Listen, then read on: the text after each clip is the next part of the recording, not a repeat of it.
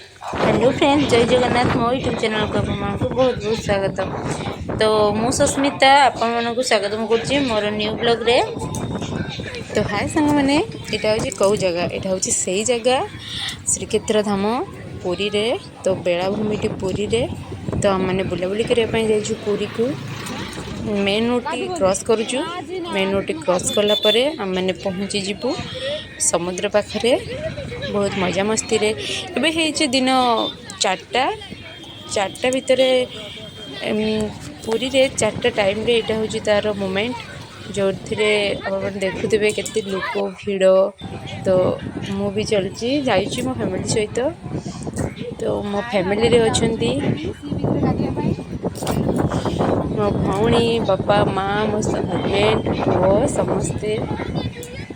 तो देखिपे मैंने पहुँची जाऊँ पुरी रे। पुरी रे पूरा लोक जमाजम भिड़ अच्छी। तो ये भिड़ रे बहुत लोक मान सहित चिन्ह जना परिचय लोक मैंने भी देखा हुआ। तो ये मैंने होचंदी मोर भौणी मैंने जो दिल्ली रू आसी तो देखापी बुलापी। तो देखुवे समुद्र लहरी केते जोर खेलुची। वीडियोटी बहुत आगे दे पारे मो समय पाई से दे पारे। तो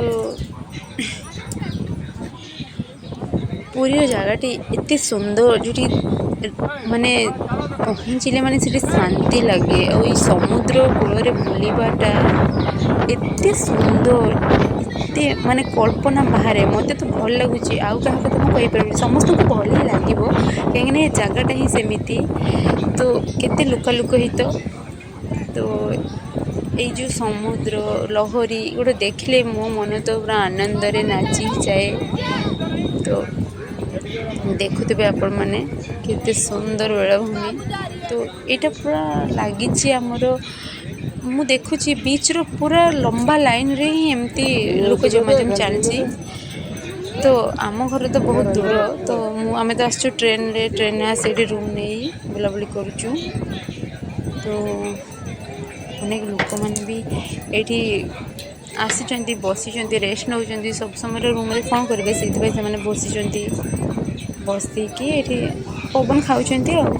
आम तो ये आसीचु बीच रे गाधेवाई। गाधेला आम जीवु मंदिर बुलापी। तो से आम ए गाधौचु। देखुवे मो भौणी कहते जे तुम्हें एपटे नहीं सेपटे जाओ, सेपटे नहीं एपटे जाओ। तो ठीक अच्छे सेमती कहूँ पस दे दीदी मोबाइल रखीदबा एमती। ठीक अच्छे आम ए धरईदबा कैमेरामैन को सब।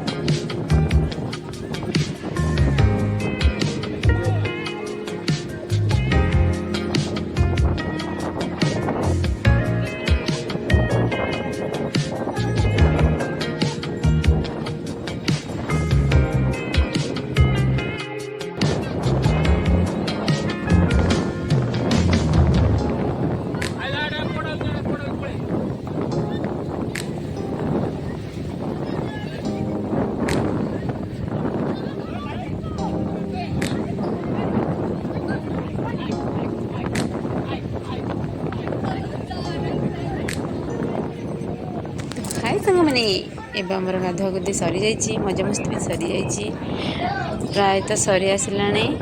ତ ଏବେ ମାନେ ରୁମ୍କୁ ଯିବୁ। ଯେତେ ଗାଧେଇଲେ ବି ମନ ହେଉନି ଯେ ଆମେ ସମୁଦ୍ରରୁ ରୁମ୍କୁ ଯିବା ପାଇଁ। ବହୁତ ଖୁସି ଲାଗୁଛି, କାହିଁକିନା ସମୁଦ୍ରରେ ବସି ତା'ର ମଜାମସ୍ତି କରିବା ଅଲଗା କିଛି ଇଏ ଥାଏ।